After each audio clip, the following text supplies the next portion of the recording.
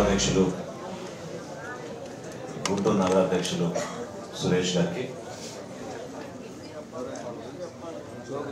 Janasena party Guntur జిల్లా అధ్యక్షులు గాదె వెంకటేశ్వరరావు గారికి, అదేవిధంగా ప్రధాన కార్యదర్శి బోల్మన్ శ్రీనివాస్ యాదవ్ గారికి, రాష్ట్ర చేనేత విభాగం అధ్యక్షులుగా పార్టీ కోసం మంగళగిరి నియోజకవర్గంలో పనిచేస్తున్న మన చలపతి శ్రీనివాస్ గారికి, అదేవిధంగా మన రాష్ట్ర కార్యవర్గంలో ఉన్న కార్యదర్శులు నాయబ్ కమాల్ గారు, మార్కండే బాబు గారు, శేఖర్, అదేవిధంగా ఇక్కడ ప్రత్యేకంగా మన నగరంలో కష్టపడి ఆ రోజున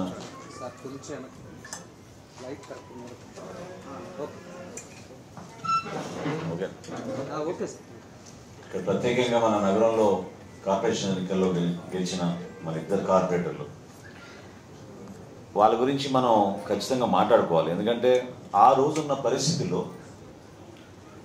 మనం 57 డివిజన్లో కూడా మనం పార్టీ నిర్మాణం ఇంకా జరగలేదు.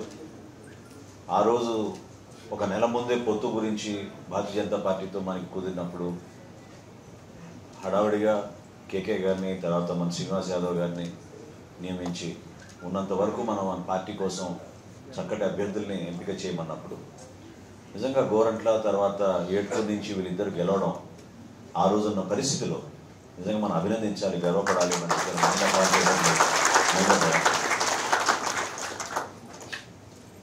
నేను మిమ్మల్ని అందరినీ కోరేది ఏంటంటే, అంటే చాలామంది మాట్లాడారు, దాదాపు 21 మంది మాట్లాడారు.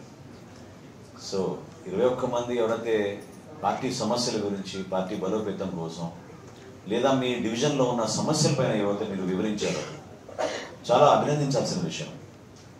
అనేక సమస్యల గురించి మీరు మాట్లాడుతున్నప్పుడు మీరు చెప్పిన కొన్ని అంశాలు అవి సహజంగానే అన్ని డివిజన్లోనూ ఆ విధంగానే ఉండిపోతాయి. అండర్గ్రౌండ్ డ్రైనేజ్ గురించి కానివ్వండి, రక్షిత మంచినీరు గురించి కానివ్వండి, రోడ్ల గురించి కానివ్వండి, రేషన్ కార్డుల విషయం గురించి కానివ్వండి. ఇందాకనే నేను కారు దిగేటప్పుడు అక్కడ రేషన్ వ్యాన్ సరుకు వాళ్ళు ఇస్తూ ఉంటే నేను కూడా ఆగి ఒకసారి పరిశీలించాను.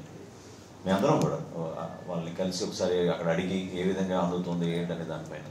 ఎందుకంటే ఇది మన బాధ్యత. మనం ప్రతిపక్షంలో ఉన్నాం కాబట్టి మనకు సంబంధం లేదు ప్రభుత్వ కార్యక్రమం అనుకుంటే చాలా పొరపాటు. డెఫినెట్గా మనం దాంట్లో భాగస్వాములమే. రాజకీయాల్లో మనం అడుగు పెట్టేది కేవలం ఒక రాజకీయ పార్టీలో మనం పనిచేసుకుంటుంది సమాజానికి మనం ఉపయోగపడే విధంగా. ప్రధానంగా మనం మన దేశానికి, మన సమాజానికి ఒక మంచి పౌరులుగా, కార్యకర్తలుగా మనం మొదలుపెట్టి ఒక రాజకీయ పార్టీని వేదికగా మనం ఎంపిక చేసుకుని ఆ రాజకీయ పార్టీలో ఉన్న ముఖ్యమైన అంశాలు, అక్కడ ఉన్న ఐడియాలజీ, ఫిలాసఫీ, నాయకత్వం ఇవన్నీ చూసి మనం ఇంకా ఇన్స్పైర్ అయ్యి ముందుకెళ్తాం. సో చాలామంది మన పార్టీలో ఏంటంటే ప్రశ్నించే మనస్తత్వం అనేది పవన్ కళ్యాణ్ గారు మొట్టమొదటి రోజు నుంచి కష్టపడి మీ అందరిలో కూడా ఆ భావన తీసుకురాగలిగారు. ఆ సామాన్యమైన విషయం కాదు. ఎవరు అడుగుతారో ఆ విధంగా చెప్పండి. ఏ రాజకీయ పార్టీ అయినా మీటింగ్ పెట్టగానే ముందు ఓటు మాకేయడం అని అడుగుతారు. కానీ పవన్ కళ్యాణ్ గారు సమాజం గురించి ఆలోచించి దూరదృష్టితోటి ముందు మీరందరూ కూడా ప్రశ్నించే మనస్తత్వం మీలో తెచ్చుకోండి, నిలబడండి, పోరాడండి.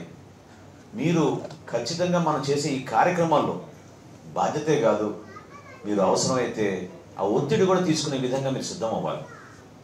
ఎందుకంటే గుంటూరు నగరంలో నేను ఇక్కడ ప్రత్యేకంగా మన గాదె వెంకటేశ్వరరావు చెప్పాల్సింది ఏంటంటే, నేను గుంటూరు వాసినే, కానీ మంగళగిరి పార్టీ కార్యాలయం నన్ను గుంటూరులో లేదనుకుంటున్నాడు ఆయన. అదేవిధంగా మీది తెనాలి, మాది తెనాలి. సో నేను తెనాల్లో ఉన్నా, మంగళగిరిలో ఉన్నా, గుంటూరు జిల్లాలో ఉంటాను. గుంటూరు జిల్లాలోనే మన పార్టీ కార్యాలయం, రాష్ట్ర కార్యాలయం ఉంది. సో ఎప్పుడూ అందుబాటులో ఉండి మనకు ఆ పార్టీ కోసం ఒక అంకిత భావంతో పనిచేసే వ్యక్తిగానే నేను మిగులుతున్నాను. ఇక్కడ మీరైనా, నేనైనా, సురేష్ గారైనా, వెంకటేశ్వరరావు గారైనా, మన పార్టీ కార్యవర్గంలో ఎవరున్నా కూడా మీ అందరం కూడా కష్టపడి పనిచేసేది పవన్ కళ్యాణ్ గారి ఆలోచనల మేరకు. ఆయన ఏ విధంగా రాష్ట్రాన్ని ముందుకు తీసుకెళ్లాలని తపనతో ఆయన అడుగేస్తున్నారు. దానికి మా వంతు మేమందరం కూడా నిలబడి రాత్రి పగలు అన్నాలో, లేకపోతే ప్రతిరోజు అన్నాలో కానీ ఖచ్చితంగా ఆ మార్పు అనేది తీసుకురావాలి మన రాష్ట్రంలో. తద్వారా రాష్ట్ర ప్రజలకి మేలు జరుగుతున్న నమ్మకంతో మనం చేస్తున్న కార్యక్రమం. అసలు నిజంగానే ఇందాక ఆమె తిరుపతమ్మ గారు మాట్లాడిన మాటలు మనం ఎంత స్ఫూర్తిదాయకంగా ఉన్నాయో మీరు అందరూ చూశారు. ఆ వయసులో ఆమె చాలా ముఖ్యమైన అంశం గురించి మాట్లాడారు. కరప్షన్ గురించి మాట్లాడారు. ఈరోజు రాష్ట్రంలో జరుగుతున్న అవినీతి పరిపాలన గురించి, వీళ్ళ దాష్టికాల గురించి, వీళ్ళు ఏ విధంగా కేవలం వ్యక్తిగత విమర్శలకి పరిమితమై మన పార్టీ నాయకుడిని కించపరచడానికి వాళ్ళు చేస్తున్న ప్రయత్నం గురించి ఆమె అర్థం చేసుకున్నంత లోతుగా ఆమె చెప్పారు. ఇవన్నీ చెప్పడంతో పాటు ఆమె ఇంకో ముఖ్యమైన అంశం చెప్పారు. క్షేత్రస్థాయిలో ఈరోజు ప్రభుత్వం పైన ఎంత వ్యతిరేకత ఉందో నాకు బాగా తెలుసనే విషయం కూడా ఆమె చెప్పారు. అంటే ఒక రాజకీయ నాయకురాలిగా, ఆమె పోటీ చేసిన అభ్యర్థిగా, మన పార్టీ నుంచి ఆ వయసులో ఆమె అంత తపనతోటి పవన్ కళ్యాణ్ గారి నాయకత్వం మన రాష్ట్రానికి ఎంతో అవసరం అని, దానితో ముడిపడి ఉన్న సమస్యల గురించి ఆమెకు ఉన్న అవగాహనతోటి మనందరం కూడా నిజంగా మనస్ఫూర్తిగా ఆమెని అభినందించడం, గౌరవించాలి. చాలా స్ఫూర్తి నింపారన్న మీరు మమ్మల్ని. నిజంగా ఈ రోజున మీరు ఎంతో స్ఫూర్తిదాయకంగా ఉత్సాహాన్ని నింపారు. ఒక విధంగా ఈరోజు నిజంగా నేను అనేక జిల్లాల్లో ఇటువంటి కార్యవర్గ సమావేశాలు నిర్వహిస్తూనే ఉంటాను. కానీ చాలా సంతోషంగా ఉంది నాకు ఈ రోజున మన గుంటూరు పట్టణంలో ఇంత చక్కగా మీరు అందరూ కూడా ప్రతి ఒక్కరూ పార్టిసిపేట్ చేయడం. ఇప్పుడు గతంలో 57 డివిజన్లో మనం 26 డివిజన్లో మనం పోటీ చేయగలిగాం. 26 డివిజన్లో కూడా మీరందరూ మర్చిపోతున్నారేమో బహుశా. శాసనసభ ఎన్నికల్లో వచ్చిన ఓట్ల కన్నా మనం ఎక్కువ సాధించాం. మనం ఓట్లు చాలా గొప్ప విషయం అది. అప్పుడు మనం పోల్చుకుంటే ప్రతిపాడు కానివ్వండి, గుంటూరులో 2 నియోజకవర్గాలు కలుపుకున్నా కూడా 76,000 వచ్చినాయి మనకి ఓట్లు. కానీ ఒక్క కార్పొరేషన్ ఎలక్షన్లోనే మనకి 65,000 పైన చిలుకు ఓట్లు మనకు వచ్చినాయి. అంటే నిజంగా గర్వపడాల్సిన అంశం అది. నిలబడ్డారు చాలామంది ధైర్యంగా. ఎన్ని ప్రలోభాలు పెట్టినా, కావాలని కొంతమంది వచ్చి మీకు ఇంత ఇస్తాం అంత ఇస్తాం తప్పుకోమన్నా కూడా పార్టీ ఆదేశాల మేరకు పార్టీ తరఫున మీరు అభ్యర్థిగా నిలబడి చాలా బలంగా నిలబడి పోరాటం చేశారు. ఆ రోజున మీరు మాట్లాడిన మాటల్లో నాకు అర్థమైంది ఏంటంటే ఒక తపన, ఒక ఆవేదన, నాయకత్వం గురించి, పార్టీని ఇంకా బలోపేతం చేసుకోవాలని, పార్టీ కార్యాలయం గురించి కూడా మాట్లాడారు. మంగళగిరిలో మనం నిర్మాణం చేసే కొత్త పార్టీ కార్యాలయం 5 అంతస్తుల చక్కటి భవనం. పవన్ కళ్యాణ్ గారు దాని గురించి చాలా లోతుగా ఆలోచించి ఒక లైబ్రరీ, ఒక కాన్ఫరెన్స్ హాలు, ప్రెస్ కాన్ఫరెన్స్కి రూములు, అదేవిధంగా నాయకులందరూ వచ్చి కూర్చోవడానికి, ట్రైనింగ్ సెషన్స్ జరపడానికి ఒక ఫ్లోరు, ఆ విధంగా డిజైన్ చేసి చాలా చక్కటి భవనం మనం నిర్మాణం చేసుకుంటున్నాం. సో ఆ భవన నిర్మాణం సందర్భంగా అందరికీ కూడా లోపలికి అనుమతి ఇచ్చే పరిస్థితి లేదు అక్కడ. సో కాబట్టి రీసెంట్గా ఎవరికైనా చిన్న చిన్న ఇబ్బంది అయితే దయచేసి మీరు అర్థం చేసుకోండి.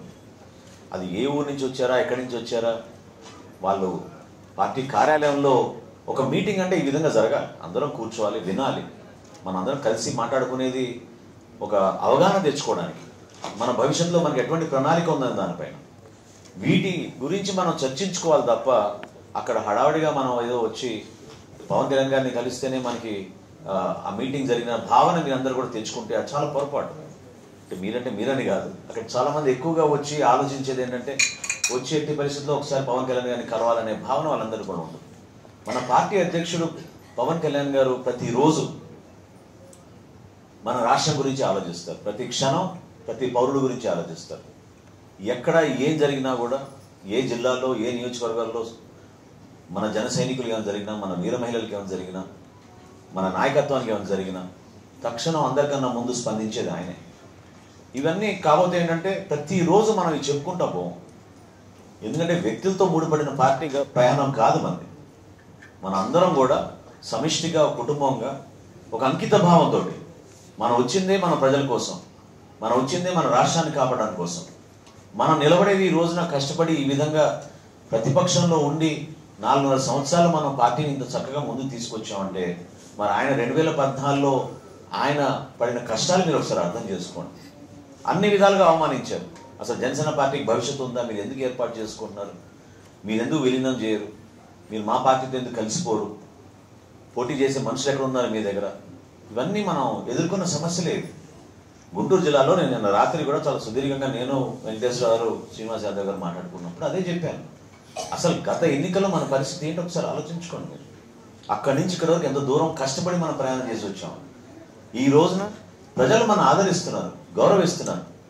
సమస్య ఉన్న చోట జనసేన పార్టీ బలంగా నిలబడుతుందనే నమ్మకంతో ఎదురు చూస్తున్నారు. ఎవరు ఎక్కడున్న జనసేన పార్టీ నాయకులు, జన సైనికులు, మీరు రండి, దీని గురించి మనం పోరాడదామని.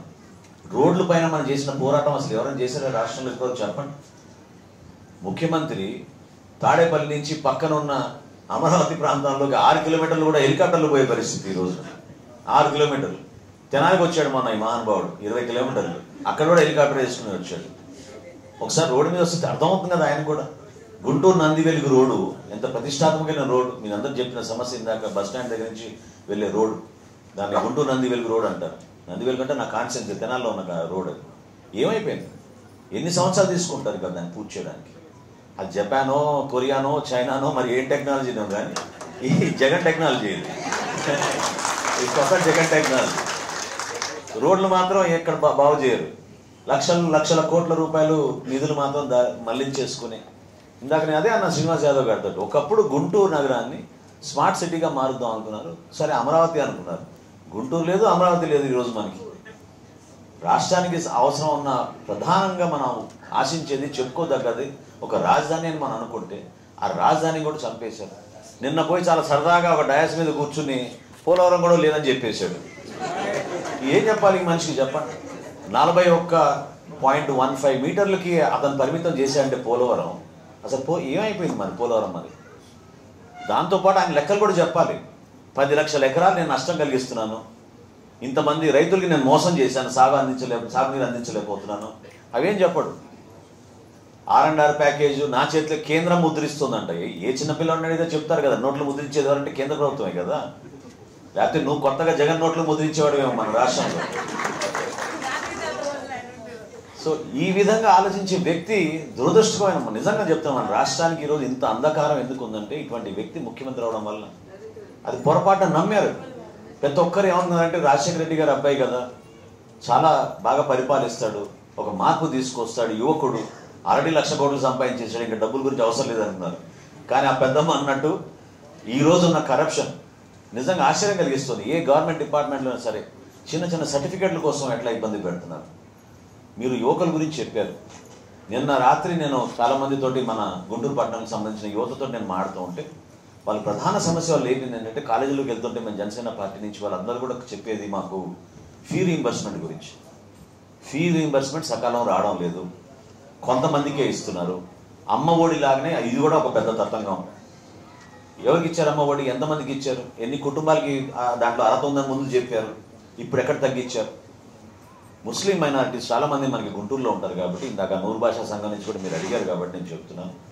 నేను చాలా మనస్ఫూర్తిగా నేను కానీ పవన్ కళ్యాణ్ గారు కానీ ఒక్కటే మాట చెప్తున్నాను మీకు. అదేంటంటే భారతీయ జనతా పార్టీతో ఆ రోజు కలిసి ప్రయాణం చేద్దామని ఎందుకు అనుకున్నాం అంటే, మన రాష్ట్రానికి అవసరం అనుకున్నాం మేము. మన రాష్ట్రానికి ఒక పై స్థాయిలో నరేంద్ర మోడీ గారి నాయకత్వంలో ఖచ్చితంగా మనకి నిధులు రావాలి. మనకి రాజధాని కూడా లేదు, ఒక పోలవరం ప్రాజెక్ట్ పూర్తి చేసుకోవాలి. కేంద్రం నుంచి మనం నిధులు తెచ్చుకోకపోతే మన రాష్ట్రం ఈరోజు ఎప్పుడైతే విభజన జరిగిందో ఆ రోజు నుంచి ఆర్థిక కష్టాలతో మనం కార్యక్రమాలు చేసుకోలేకపోతున్నాం. ఆయన నాయకత్వం ద్వారా ఖచ్చితంగా మన రాష్ట్రానికి మేలు జరుగుతున్న నమ్మకంతో మనం ఆ రోజు భారతీయ జనతా పార్టీతోటి ఈ ప్రయాణం చేయడానికి సిద్ధమయ్యాం. ఈ రోజుకి కూడా మన నెల క్రితం మేము ఢిల్లీకి వెళ్ళినప్పుడు ఆ రోజు కూడా చెప్తున్నాను మీకు, ఢిల్లీకి వెళ్ళే ముందు కూడా పవన్ కళ్యాణ్ గారు అన్న మాట మీకు గుర్తు చేస్తున్నాను. ఎట్టి పరిస్థితుల్లో కూడా మా మైనారిటీ సోదరుల పైన ఎవరైనా చెయ్యేస్తే మేము మాత్రం ఊరుకోం, జనసేన పార్టీ నుంచి నిలబడతాం. అది పదవుల కోసం ఎలక్షన్ల కోసం చెప్పే మాటలు కాదు. అది మనస్ఫూర్తిగా నిజాయితీగా మా గుండెల నుంచి వచ్చే మాట. అది నాయకత్వం ఆ విధంగా నిలబడతాం. ఎందుకంటే ప్రతి ఒక్కరిని గౌరవించుకోవాలి మన సమాజంలో. ఈరోజు షాదీ ముబారక్ అని చెప్పి ఏ విధంగా మోసం చేశాడు, ఈరోజు జగనన్న కాళీ అని చెప్పి ఏ విధంగా మోసం చేశాడు. ఎక్కడ చూసినా మీరే అర్థం చేసుకోవాలి. నిన్న కూడా నేను చాలా చక్కటి సమావేశం ఏర్పాటు చేశాను. శ్రీనివాస్ యాదవ్ గారు, Venkateswara, BC, SC, ST, minorities అందరినీ మనం కూర్చోబెట్టుకుని మాట్లాడినప్పుడు నేను అదే చెప్పాను. 56 కార్పొరేషన్లు ఏర్పాటు చేసి పదవులు ఇచ్చామని చెప్పారు. ఎంతమందికి న్యాయం చేశారు? ఇప్పుడే సోదరుడు లిడ్ క్యాప్ గురించి చెప్పాడు. లిడ్ క్యాప్ మొట్టమొదటిసారి చెన్నారెడ్డి గారు ముఖ్యమంత్రి ఉన్నప్పుడు 1978లో మొదలైంది. ఎంత అద్భుతంగా జరిగేది ఆ కార్యక్రమం. ఎంతోమంది మన ఎస్సీ సోదరులకి ఉపయోగపడే విధంగా, ఉపాధి కల్పించే విధంగా ఆ కార్యక్రమం జరిగేది. ఈరోజు అంబేద్కర్ గారి పేరే తీసేస్తున్నావు, నువ్వు నీ సొంత పేరు పెట్టుకుంటున్నావు. 29 వెల్ఫేర్ కార్యక్రమాలు, సంక్షేమ కార్యక్రమాలు అన్నీ కూడా మీరు ఈరోజు రద్దు చేసేసి ప్రత్యేకంగా ట్రైబల్ సప్లాన్, ఎస్సీ సప్లాన్ గురించి మాట్లాడే నాదుడే లేదు ఈ రోజున. అనేక కార్యక్రమాలు వీళ్ళు చేసేది దేనికోసం అంటే వాళ్ళ కుటుంబాల కోసం, వాళ్ళ ఆస్తులు పెంచుకోవడానికి కోసం, రాష్ట్రాన్ని కొల్లగొట్టడం కోసం తప్ప ఎక్కడ కూడా నిజాయితీగా వాళ్ళు పరిపాలించడం లేదు. ఒక జన సైనికుడుగా, ఒక వీర మహిళగా మీరు ఈరోజు ప్రజల్లోకి మనం అండగా నిలబడదాం, బయటకు వద్దాం అనుకున్నప్పుడు ప్రతి ఒక్కరు మిమ్మల్ని చూసి ఆ గౌరవం ఇస్తున్నారు. ఎక్కడ మన గౌరవం తగ్గలేదు. మనం గతం కన్నా అంచెలంచెలుగా ఎదుగుతూ కష్టపడి ప్రతి సందర్భంలో ఒక ఇటుక వేసుకొని మనం నిజాయితీగా పైకి వస్తున్నాం, నిలబడుతున్నాం. పార్టీలో మీరందరూ కూడా దయచేసి నేను ఏం కోరుతున్నానంటే, ఇది ఒక ముఖ్యమైన సమావేశం. కానీ ప్రతిసారి మనం ఇంత సమయం కేటాయించుకోలేము. మీరందరూ కూడా పాపం పనులు మార్పుని వచ్చారు. మనస్ఫూర్తిగా మీకు నేను అభినందిస్తున్నాను. ధన్యవాదాలు మీ అందరికీ కూడా. కార్యక్రమాలు వదులుకొని వచ్చారు. అర్థం చేసుకోండి, ఇది ప్రతిరోజు మనం చెప్పుకోవాల్సిన అంశం ఏంటంటే, మన పార్టీలో మనం మీకున్న అధికారం అంటే మీరు వార్డు డివిజన్ ప్రెసిడెంట్గా ఉన్నారు కాబట్టి మీరు ఖచ్చితంగా నెలకోసారి మీ డివిజన్లో మీ కమిటీలు వేసుకున్న తర్వాత, ఇప్పుడే నాకు సురేష్ గారు చెప్పారు ఒక 30 కమిటీలు అయినాయని. 30 డివిజన్లు కాదు, 50 డివిజన్లో కూడా త్వరగా ఈ నెలాఖరు కల్లా ఎట్టి పరిస్థితుల్లో కమిటీలు పూర్తవ్వాలి. అధ్యక్షులు మీరందరూ కూడా నెలకోసారి మీరు ఒక బుక్ పెట్టుకొని అక్కడ మినిట్స్ రాసుకొని మీరు మీ కార్యవర్గాన్ని పిలిపించుకుని మీటింగ్ చేయండి. అదేవిధంగా పట్టణాధ్యక్షుడిగా, నగర అధ్యక్షుడిగా సురేష్ గారు కూడా నెలకోసారి కంపల్సరీ మీటింగ్ చేయాలి. చేసి ఎవరు వస్తున్నారు, ఎవరు రావడం లేదు, ఎవరైనా సీరియస్గా లేరనుకోండి, పదవులు వచ్చినప్పుడు మాత్రం అందరూ బెగబడ్డారు నాకు కావాలని. కానీ ఈరోజు మాత్రం కార్యవర్గ సమావేశం జరుగుతున్నప్పుడు కొంతమంది హాజరవడం లేదనేది నాకు చాలా స్పష్టంగా తెలిసిన. దయచేసి ఎవరికైతే ఇంట్రెస్ట్ లేదో మీరు తప్పుకోండి, వేరే వాళ్ళకి అవకాశం ఇవ్వండి. పనిచేయడానికి చాలామంది ముందుకు వచ్చారు. ఇప్పుడు కొత్తగా ఆమె పార్టీలో వచ్చారు. ఆమె పాపం అంత నిజాయితీగా పార్టీ కోసం నిలబడినప్పుడు అందరూ సహకరిస్తున్నారని ఆమె ఎంతో చక్కగా ఇందాక వివరించారు. అటువంటి వ్యక్తులు మనం ఆహ్వానించుకుందాం, వాళ్ళకి ఇద్దాం బాధ్యత, ఒక ప్రయత్నం చేద్దాం. ఏ కారణం వల్లైనా సరే మీరు యాక్టివ్గా ఉండదలుచుకోకపోతే పార్టీలో దయచేసి మీరు ఈక్వల్కి ఇవ్వండి అవకాశం. మీ అంతటి మీదే తీసుకోండి ఆ నిర్ణయం. తప్పే ఉంది, మీరు జన సైనికులుగానే మిగులుతారు, తప్పే ఉంది. దాంట్లో ఒక బాధ్యత తీసుకున్న వ్యక్తుల్ని డివిజన్ ప్రెసిడెంట్గా అప్పచెప్పినప్పుడు సుమారు 8 నుంచి 10,000 ఓట్లు మీ ప్రాంతంలో మీకు ఆ బాధ్యత అప్పచెప్పినప్పుడు రేపు ఎన్నికలకు ఎట్లా సిద్ధం అవుతాం మనం? ఇందాక మార్కండి బాబు గారు చెప్పినట్టు ముఖ్యంగా మీరు ఆలోచించాల్సింది రేపటి రోజున ఎవరిని వేసుకుందాం మనం బూత్ కమిటీల్లో. కానీ చాలా అవసరం, నిలబడాలి. మన పవన్ కళ్యాణ్ గారు చెప్పారు, ఈ ఎన్నికలు సాధారణమైన ఎన్నికలు కాదు. ఈ ముఖ్యమంత్రి కోరుకునేది ఏంటంటే వైలెన్స్ పెంచేయాలి, రణరంగం సృష్టించాలి. ఎమ్మెల్యేలకే చెప్తున్నారు వాళ్ళు, మీరు భయపడబాకండి, మేము చూసుకుంటాం, ఎలక్షన్ నడుపుతాం, మాకు తెలుసు అని చెప్తున్నారు. ఈ విధంగా వాళ్ళు ప్రోత్సహిస్తుంటే, ఈ విధంగా అధికార యంత్రాంగాన్ని దుర్వినియోగం చేయడానికి సిద్ధమవుతుంటే, మనం ఒక పార్టీగా, ఒక ప్రతిపక్ష పార్టీగా, బాధ్యత గల పార్టీగా మనం నిలబడాలి. పొత్తుల గురించి మీరు ఏమి టెన్షన్ పెట్టుకోబాకండి. అది సరైన సమయంలో మనకి ఏ విధంగా అన్నిటికన్నా బెస్ట్ ఫార్ములా మనం అనుకుంటారో ఆ విధంగా పవన్ కళ్యాణ్ గారు నిర్ణయం తీసుకుంటారు. మనందరినీ సంప్రదించే తీసుకుంటారు. తొందరపడాల్సిన అంశం కాదు.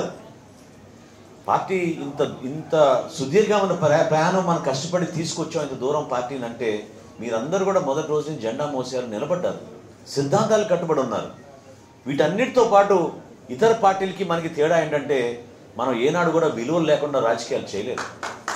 విలువలతో కూడిన రాజకీయాలే చేశాం మనం. ఏనాడు కూడా మనం ఇతర పార్టీలకి భిన్నంగా మన ఆలోచనలు, ఇతర పార్టీలకి భిన్నంగా మన కార్యక్రమాలు, ఇతర పార్టీలకి భిన్నంగా మన నాయకత్వం, ఆ విధంగా మనం నిలబడ్డాం. ఎక్కడన్నా ఏ రాజకీయ పార్టీకైనా ఈ విధంగా మహిళలు వస్తారో చెప్పండి? ఇంత అంకిత భావంతో ఇంట్లో ఉన్న పాపం వాళ్ళకి ఇబ్బందులు ఉన్నా కూడా వాళ్ళ బిడ్డలను వదిలేసుకున్నా సరే పార్టీ కార్యక్రమం కోసం, పవన్ కళ్యాణ్ గారి కోసం, మీ అందరి కోసం. అసలు మొట్టమొదటి ఏదైనా ఎక్కడైనా పోలీస్ స్టేషన్లో సంఘటన జరిగితే అందరికన్నా ముందు మన వీర మహిళలు చేరిపోతారు. అక్కడ మన జన సైనికులకి, మన నాయకులకి మద్దతు పలకడానికి నిలబడతారు, ధైర్యంగా నిలబడతారు. అది మీరు ఒక చక్కటి స్ఫూర్తిగా తీసుకోండి. మనం చేయాల్సిన అనేక కార్యక్రమాలు మీరందరూ కూడా ఆలోచించుకోవాల్సింది ఏంటంటే, ఈయన ఒక నగరాధ్యక్షుడిగా, ఈయన జిల్లా అధ్యక్షుడిగా ప్రతి నియోజకవర్గంతో వాళ్ళు కోఆర్డినేట్ చేసుకుంటున్నప్పుడు మీరు డివిజన్ స్థాయిలో మీరు దాన్ని చురుగ్గా తీసుకెళ్ళాలి. మీరు ప్రతి ఓటర్ని మీరు కలిసే విధంగా మీరు ఆ ప్రక్రియను పెంచుకోవాలి. ఇంటింటికి వెళ్ళండి, ఒక కార్యక్రమం చేయండి. అది తాగునీటి సమస్య ఉండొచ్చు, రోడ్ల సమస్య ఉండొచ్చు, లేదా గుంటూరు నగరంలో ఉన్న ప్రధానమైన సమస్య అండర్ గ్రౌండ్ డ్రైనేజ్ గురించి ఎప్పటి నుంచో పోరాడుతూనే ఉన్నాం. వీటి గురించి మీరు మాట్లాడండి. నాకు ఇప్పుడో తెలియదు, ట్రాన్స్ఫార్మర్ల గురించి చెప్పారు. అసలు రాష్ట్రంలో దాదాపు 20,000 కోట్ల రూపాయల కుంభకోణం ఈ ట్రాన్స్ఫార్మర్లో జరిగింది. దాని గురించి ఎవరు తెలియదు. జగన్మోహన్ రెడ్డి గారు బినామీ అంటారు ఆ కంపెనీ. 20 సంవత్సరాలకు సరిపడా ట్రాన్స్ఫార్మర్లు కొనేసి అక్కడ పెట్టారట స్టాక్ యార్డ్లో. కానీ ఈ రోజున గుంటూరు పట్టణంలో మీకు లో వోల్టేజ్, హై వోల్టేజ్ ట్రాన్స్ఫార్మర్ సమస్య ఉందంటే నేనే ఆశ్చర్యపోయింది నాకు చెప్పిన విషయాల్లో. అర్థం చేసుకోండి, మనకి మహానుభావుడు వలన ఏంటంటే మనకి జగన్మోహన్ రెడ్డి వలన సమస్యల కోసం మనం వెతుక్కోవసరం లేదు. నిజంగా చెప్తున్నా, సమస్యల కోసం వెతుక్కోవసరం లేదు. మీరు ఇంటి బయటికి రాగానే మీకు ఎదురవుతాయి సమస్యలు. ప్రజలే చెప్తారు మన సమస్యలు. దానికి ఏదో పెద్ద మీరు రీసెర్చ్ చేయాల్సిన అవసరం కూడా లేదు. మీకు సిద్ధంగా ఉంటాయి. ప్రతిరోజు ఒక సమస్య కూడా దొరుకుతుంది మీకు. అది కూడా చెప్తున్నా మీకు. సో మీరు ఆలోచించాల్సింది ఏంటంటే, మనం కొన్ని అంశాలను గుర్తించి మీరు నగరం మొత్తం ఒక టీమ్గా మీరు ఫామ్ అయ్యి నగరంలో ఉన్న ప్రధాన సమస్య మీరు ఎంపిక చేసి దాన్ని మీరు విస్తృతంగా తీసుకెళ్ళండి. తక్కువ టైం ఉంది మనకి. ఈ 4-5 నెలల్లో మనం చేయాల్సిన అనేక కార్యక్రమాలన్నీ కూడా మీరు మన కోసం, మన పార్టీ కోసం అని అనుకోండి అంతే. ఇక్కడ వ్యక్తుల కోసం కాదు, ఏదో ఒక నాయకత్వంలోనే మనం పనిచేయాలి, లేదా చిన్న చిన్న ఇబ్బందులు ఉన్నాయి, ఇవన్నీ మనం పక్కన పెట్టేద్దాం. మనం పనిచేసేది మన పార్టీ అధ్యక్షుడు పవన్ కళ్యాణ్ గారు ఏ విధంగా మన రాష్ట్ర ప్రజల కోసం అంకిత భావంతో పనిచేస్తున్నారు, అదేవిధంగా మీరందరూ కూడా జనసేన పార్టీ కోసం ఆయన ప్రతినిధులుగా, ఆయన వారధులుగా మీరు క్షేత్రస్థాయిలో మీరు నిలబడాలి. చక్కటి కమిటీ వేసుకోండి. ఆ కమిటీలో ఏమైనా మార్పు నుండి చేసుకోండి. కానీ దేనికైనా కూడా ఒక టైం లిమిట్ పెట్టుకుని మీరు ముందుకెళ్ళండి. పొరపాటు జరగకూడదు. ఎందుకంటే మంచి వ్యక్తుల్ని మనం ఎంపిక చేసుకోవచ్చు. యువతకు ఎక్కువ స్థానం కల్పించాలి, మహిళలకు ఎక్కువ స్థానం కల్పించాలి. వీళ్ళని ఆధారం చేసుకుని పార్టీని ఇంకా మనం ముందు తీసుకెళ్ళేటట్టు చేద్దాం. అదేవిధంగా ఓటర్లు నమోదు గురించి చెప్పారు. నేను మొన్న లాల్పురంలో జరిగిన కార్యక్రమంలో నేను చెప్పాను. చాలామంది యువకులు ఫస్ట్ టైం ఓటర్లు ఎవరైతే ఉన్నారో వాళ్ళందరినీ మీకు చక్కటి పిలిపి ఇవ్వండి. ఫస్ట్ ఓట్ ఫర్ జనసేన అని, మొట్టమొదటి ఓటు వాళ్ళు జనసేన పార్టీకి, పవన్ కళ్యాణ్ గారికి వేసేటట్టు మీరు వాళ్ళని మోటివేట్ చేయండి. దయచేసి కొంచెం సమయం వెచ్చించి మీరు కాలేజీల దగ్గర లేదా మన యూనివర్సిటీ దగ్గరికి వెళ్ళి కూర్చొని, ఇందాక కమాల్ గారు చెప్పినట్టు తప్పకుండా మన స్టేడియంని కూడా 100% అది మన బాధ్యత, మన దాన్ని అభివృద్ధి చేసి ఒక అద్భుతమైన స్టేడియంగా మనం మారుతాం. అక్కడ కూడా మీరు మార్నింగ్ వాకర్స్ దగ్గర కానివ్వండి, యువత దగ్గర కానివ్వండి, కలిసి my first vote for Janasena అని మీరు తప్పకుండా పవన్ కళ్యాణ్ గారి ఆశయాలు, సిద్ధాంతాలు, మన పార్టీ చేస్తున్న కార్యక్రమాల గురించి మీరు చెప్పాలి. ఎందుకంటే వర్తమాన రాజకీయాల్లో నేను చాలా మనస్ఫూర్తిగా చెప్తున్నాను, ఏ రాజకీయ పార్టీ చేయని కార్యక్రమాలు మనం చేస్తున్నాం. ఏ రాజకీయ పార్టీ అయినా తన పార్టీ సభ్యులకు 5 లక్షల రూపాయల బీమా పథకం ఇస్తుందో చెప్పండి. ఈరోజు ఎంతమంది జన సైనికులు పాపం వాళ్ళ ప్రాణాలు ఎక్కడైనా కోల్పోతే మనం వాళ్ళ ఇంటికి వెళ్ళి ఆ కుటుంబాన్ని ఆదుకొని మనం 5 లక్షల రూపాయల ఆర్థిక సాయం పవన్ కళ్యాణ్ గారు పంపించిన చెక్ వాళ్ళకి ఇస్తుంటే వాళ్ళ పాపం ఎంత సంతోషంగా అనాలో, లేకపోతే వాళ్ళకున్న బాధలో, వాళ్ళకున్న కష్టాల్లో మనందరం వాళ్ళతో కలిసికట్టుగా ఉన్నాం కుటుంబంగా అనే భావన మనం కలిగించినప్పుడు ఒక ధైర్యం నింపగలుగుతున్నాం. అది చాలా గొప్ప కార్యక్రమం. అదేవిధంగా మీరు చూశారు, సత్తెనపల్లిలో మనం ఒకే రోజున 233 కుటుంబాలకి, ఆత్మహత్య చేసుకున్న మన కౌలు రైతులకి ₹1,00,000 చొప్పున పవన్ కళ్యాణ్ గారు ఆ రోజు 2,33,00,000 రూపాయలు ఒకే రోజున మన ఒక వేదిక పైన ఆ రోజు మనం అందించాం. అటువంటి గొప్ప ఆలోచన నాయకుడు ఎక్కడ ఉన్నా చెప్పండి మనకి. ఈరోజు భారతదేశంలో సొంత నిధులు, కష్టపడి సినిమాలో సంపాదించే నిధులు 5 కోట్ల రూపాయలు ఆయన విరాళం ఇచ్చి ఈ రైతుల కోసం ఆయన చేస్తున్న కార్యక్రమాన్ని చక్కగా మనం ప్రతి జిల్లాలో కూడా మనం విస్తృతంగా తీసుకెళ్తున్నప్పుడు ఏ విధంగా ఒక మార్పు తీసుకురాగలుగుతున్నాం మీకు అర్థమవుతుంది. దానికోసం మనం కృషి చేయాలి. అంతేగాని 1,00,000 కోట్ల రూపాయలు సంపాదించారా, టెండర్లు చేశారా, కొండలు కొట్టేశారా, చెరువులు తవ్వేసుకున్నారా, ఇక్కడ ఉన్న ఇసుక రీచ్లన్నీ కూడా వాళ్ళు ఒకళ్ళు 10 కోట్లు అంటారు, ఒకళ్ళు 20 కోట్లు అంటారు, 30 కోట్లు అంటారు. ఎంత సంపాదిస్తున్నారో మనకు తెలియదు, కానీ భయంకరంగా సంపాదిస్తున్నారు. ప్రజలు దానికి కష్టాలు ఎదుర్కొంటున్నారు. అతను కాదు, ఆయన గుంటూరులో ఉంటే ఏంటి, ఎక్కడ ఉంటే ఏంటి, తాడేపల్లిలో ఉంటా అని చెప్తున్నారు. తాడేపల్లిలో ఉంటే ఏం జరుగుతుంది అసలు కార్యక్రమం? మన జిల్లాకి ఏ విధంగా ఉపయోగపడింది? ముఖ్యమంత్రి తన కార్యాలయం, తన ఇల్లు ఒక జిల్లాలో ఉంటే ఆ జిల్లాలో ఉన్న సమస్యల గురించి ఎప్పుడైనా పరిష్కారం జరుగుతుందని చెప్పండి. ఒక్కరోజైనా ముఖ్యమంత్రి ఇంటి బయటకు వచ్చి అర్జీలు తీసుకుని సామాన్యులు ఎవరైతే పాపం ముఖ్యమంత్రి సహాయ నిధి కోసం ఎదురు చూస్తున్నారో ఎవరికి అందించారు? ఏ రోజు రాలేదు. నేను చెక్ చేశాను. జనవాణి కార్యక్రమం మనం మొదలుపెట్టిన తర్వాత వాళ్ళు మొదలుపెట్టారు అప్పుడు స్పందన కార్యక్రమం. పవన్ కళ్యాణ్ గారు ప్రతి జిల్లాలో జనవాణి కార్యక్రమం ఏర్పాటు చేసి అర్జీలు తీసుకుని దివ్యాంగుల దగ్గర నుంచి, సామాన్యుల దగ్గర నుంచి, మహిళల దగ్గర నుంచి, రైతుల దగ్గర నుంచి వాళ్ళు ఎదుర్కొన్న సమస్యల గురించి ఆయన మాట్లాడుతున్నప్పుడు అప్పుడు జనవాణి కార్యక్రమం ఏర్పాటు చేసుకుని ముందుకు వచ్చారు. మీరందరూ కూడా ఒకే మాట మీద నిలబడండి. అదేంటంటే పార్టీ ఆదేశాలని, పార్టీ కార్యక్రమాల్ని మనం కింద తీసుకెళ్దాం, కష్టపడి పని చేసుకుందాం. మన వలన పార్టీకి కనీసం 100 ఓట్లు 50 ఓట్లు కొత్తగా తీసుకొచ్చేటట్టు మనం ఏం ప్రయత్నం చేద్దాం, ఏం కార్యక్రమం చేద్దాం, దాన్ని మీరు గమనించండి, తెలుసుకోండి. మీకు ఎటువంటి సహకారం కావాలన్నా, ఎటువంటి సహాయం కావాలన్నా మీకు కొత్త ఆలోచనలు రావాలన్నా తప్పకుండా నా నాయకత్వం ఎప్పుడు సమిష్టిగానే ఉంటుంది. గుంటూరు జిల్లాలో అద్భుతమైన నాయకత్వం ఉంది మనకి. నిజంగా ఏ సమస్య ఎప్పుడు వచ్చినా సరే, మీకు పట్టణంలో కానివ్వండి, గ్రామీణ ప్రాంతాల్లో కానివ్వండి, ఎప్పుడు కూడా ఒక ఫోన్ కాల్ నేను చేస్తే అందరు కలిసి వస్తారు మన నాయకులు. వీలైనంత వరకు తప్పకుండా మీకు అండగా మేము అందరం నిలబడతాం. దాని గురించి అధైర్యపడవసరం లేదు. కానీ పార్టీ కార్యక్రమాలు చేసేటప్పుడు మాత్రం సమిష్టిగా చేయాల్సిందే. అది మాత్రం మీరు గుర్తుపెట్టుకోండి. అంతేగాని జిన్నా టవర్ దగ్గర ఒక కార్యక్రమం చేశారు, ఇంకెక్కడో ఇంకోలో కార్యక్రమం చేశారు, 3 చోట్ల 4 కార్యక్రమాలు చేశారంటే మాత్రం అది కరెక్ట్ కాదు. అది పార్టీలో డిసిప్లిన్ రాదు. డెఫినెట్గా పార్టీలో డిసిప్లిన్ రావాలి. గుంటూరు నగరంలో ఒక కార్యక్రమం చేసుకుంటున్నాం అంటే అందరం కలిసికట్టుగా చేసుకోవాలి. ఆ అందం వేరు. ప్రజల్లో కూడా చూసి ఒక నమ్మకం కలుగుతుంది మన పార్టీ నాయకుల పైన, మన పార్టీ పైన. దాన్ని మీరు గుర్తించండి. కేవలం మన ప్రెస్ కాన్ఫరెన్స్లకు పరిమితం అవుతే మనం ఏం చేయలేం. ఇందాక సోషల్ మీడియా గురించి చెప్పారు మన మిత్రులు. వాస్తవం అది. సోషల్ మీడియాలో మనందరం కూడా యాక్టివ్గా ఉండాలి. కాకపోతే కేవలం విమర్శల కోసం కాదు. సోషల్ మీడియాలో మన పార్టీ చేస్తున్న కార్యక్రమాల్ని మీరు ఇంకా 10 మందికి పంపించండి. పవన్ కళ్యాణ్ గారి ఉపన్యాసాలను మీరు 10 మందితో షేర్ చేయండి. మనం రేపటి రోజు చేయబోయే మన కార్యక్రమాల్ని మీరు ఇంకా విస్తృతంగా ప్రచారం చేయండి. దానికోసం మీరు సోషల్ మీడియాను ఉపయోగించండి. అంతేగాని వ్యక్తిగతంగా మనం విమర్శలు చేసుకోవడానికో, ఒకరిపైన ఒకరు అనవసరమైన కామెంట్లు పాస్ చేసుకోవడానికి మాత్రం సోషల్ మీడియా మీరు ఉపయోగించుకోకండి. నిజాయితీగా నిలబడండి. అసలు నాకు అర్థం కాని అంశం ఏంటంటే, ఇంత ఆనెస్ట్గా మాట్లాడారు. మాట్లాడిన ప్రతి ఒక్కరు కూడా చాలా అద్భుతంగా మాట్లాడారు. మంచి ఆలోచనతో కలిగిన వ్యక్తులు వీళ్ళు. అటువంటి వ్యక్తులు నిజంగా మనం గుర్తించి వాళ్ళకి ఆ నాయకత్వం అప్పచెప్పామంటే చాలా గర్వపడుతున్నాను, చాలా సంతోషిస్తున్నాను నేను ఈరోజు మన ఈ కార్యవర్గ సమావేశాన్ని చూసి. మీకు మంచి భవిష్యత్తు ఉంది. చక్కగా మీరు నాయకులుగా ఎదగాలి. రాష్ట్రంలో మనం చేస్తున్న కార్యక్రమం ఖచ్చితంగా రాబోయే రోజుల్లో జనసేన పార్టీ ప్రభుత్వం 100% ఏర్పడుతుంది.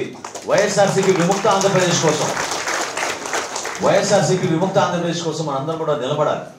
ఈరోజు తిరుపతమ్మ గారి స్ఫూర్తితో నేను చెప్తున్నాను, ఆగస్టు 9 క్విట్ ఇండియా డే. మీరందరూ రేపటి రోజున ఏ విధంగా మన మహానుభావులు ఎంతోమంది ప్రాణత్యాగాలు చేశారో, ఏ విధంగా ఆ రోజు బ్రిటిష్ పరిపాలన ఎదుర్కొని ఆ రోజు మహాత్మా గాంధీ గారి పిలుపు మేరకు ఆగస్ట్ 9, 1942లోనే మనం క్విట్ ఇండియా మూవ్మెంట్ గురించి ఆ రోజు ప్రారంభించాము. మీరందరూ కూడా ఆమె స్ఫూర్తి తీసుకుని రేపటి రోజే కాదు, రేపటి నుంచి మీ కార్యవర్గం మొత్తం క్విట్ జగన్ అనే కార్యక్రమం మొదలుపెట్టండి. క్విట్ జగన్ అనే కార్యక్రమం మొదలుపెట్టండి. రాష్ట్ర వ్యాప్తంగా చేయండి. మీరు ధైర్యంగా నిలబడండి. క్విట్ ఇండియా మూవ్మెంట్ ఉన్న స్ఫూర్తిని మీరు ఈరోజు ఆదర్శంగా తీసుకోండి. పంపించాలి దాన్ని ఈ రాష్ట్రం నుంచి, ఈ పార్టీని. మనం పోరాడేది, నిలబడేది, నిజాయితీగా మనం మాట్లాడేది మన రాష్ట్ర ప్రజల కోసం, వాళ్ళ భవిష్యత్తు కోసం, రాజకీయ పదవుల కోసం కాదు. ప్రభుత్వం అనేది నిరంతరంగా జరగాల్సిన ప్రక్రియ. అంతేగాని ఇది వాళ్ళ సొంతం కోసం, వాళ్ళ స్వలాభాల కోసం ఉపయోగించుకుని నష్టం కలిగించే పరిపాలన మాత్రం మనందరం కూడా తిప్పికొట్టాలి. ప్రజాస్వామ్య పద్ధతిలో మనం ఖచ్చితంగా నిరసన తెలుపుతాం. మీరు చూశారు మొన్న ఏ విధంగా పవన్ కళ్యాణ్ గారు తిరుపతికి వెళ్ళి మన జన సైనికుడు కొట్టేసాయికి అండగా నిలబడి ఆ రోజు ఒక కార్యక్రమం చేశాము. మనం చేసింది ఏంటి? మీరేమో ప్రెస్ కాన్ఫరెన్స్లు పెట్టి ఇష్టం ఉన్నట్టు మాట్లాడతారు. మీరేమో పవన్ కళ్యాణ్ గారి దిష్టి బొమ్మలు తగలబెట్టడానికి పోలీసులు పర్మిషన్ ఇస్తారు.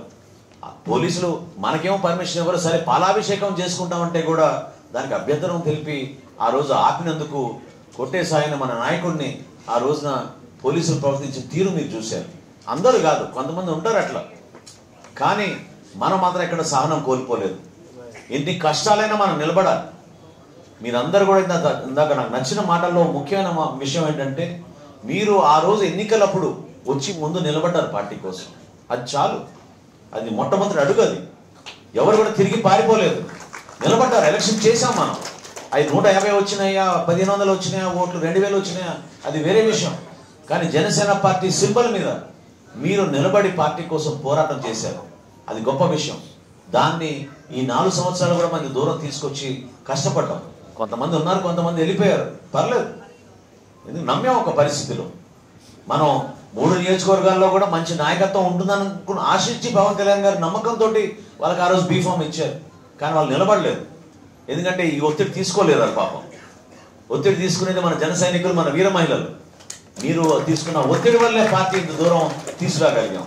సో చాలా ధైర్యంగా నిలబడండి. మీ వెంట మేము ఉంటాం.